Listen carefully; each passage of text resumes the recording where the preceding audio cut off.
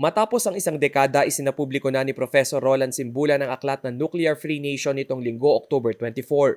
Nakasentro ang 264-page book sa makasaysayang tagumpay ng hindi pagbubukas ng Bataan Nuclear Power Plant.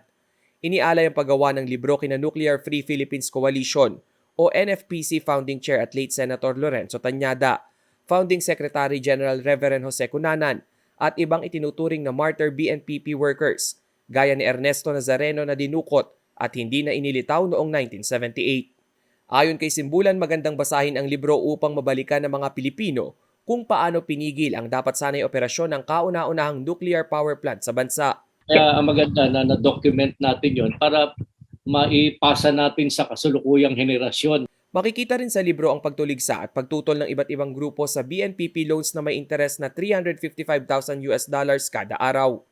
Maging ang pagpigil ng NFPC activists sa paggamit ng nuclear weapon sa bansa na siyang ugat ng pagsasara ng US military camps noong 1991 ay nakalathala rin sa libro. Batay sa personal na salaysay ni former NFPC board member at CLTV President at General Manager Sonia Soto, tila nagbuklod ang mga Pilipino noong panahong nais buksan ang BNPP. Isa lamang umano ang naging sigaw ng taong bayan, ang hindi pagbubukas ng peligrosong power plant. Hanggang sa humantong ang protesta sa Welgang Bayan kung saan nakasama din ako. Marami pang ibang sumunod na mass actions, fora at iba pa matapos yon hanggang sa tuluyan ng na-mothball ang BNPP. Mariing paalala ng US-based Filipino chemist na si Dr. Jorge Emanuel, malaki ang peligrosong hatid ng nuclear power plant sa kalikasan at kaligtasan ng tao. Sa oras na magkaroon ng aberya, tiyak na maraming buhay at ari-arian ang mapipinsala. It doesn't make any sense to me at all, no? Except I'm wondering if the people, whether it's Korea or some other country, are trying to sell them an idea so that they'll make a lot of money at the risk, at the great risk of our people, no?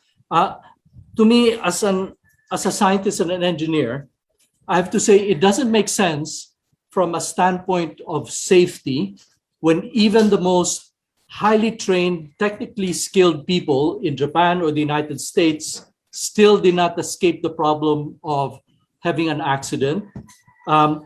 When the issue of waste disposal has not yet been solved. Dagdag pa ng eksperto, maraming alternatibong mapagkukuhanan ng ligtas na enerhiya. The sun is free for us, the wind is free for us, but uranium is not. We will have to import uranium, so we'll continue to be dependent. And since I cannot think of any engineering structure that will last for tens of thousands of years in a highly seismic country like the Philippines. 1970 nang matayo ang Bataan Nuclear Power Plant sa ilalim ng administrasyon ni dating Pangulo at diktador na si Ferdinand Marcos Sr. Subalit hindi ito nagamit dahil na rin sa banta ng Mount Natib na isang aktibong bulkan. Gumastos ng $2.3 billion ang Pilipinas sa naturang 621 megawatt project. Mas lalong lumabo ang pagsisimula ng operasyon nito dahil sa Chernobyl disaster at pagtatapos ng diktaturyang Marcos. Samantala, available na ang libro sa Popular Bookstore, PGX Fairtrade Market, Central Book Supply at Solidaridad Bookshop. Rainiel Pawid, CLTV News.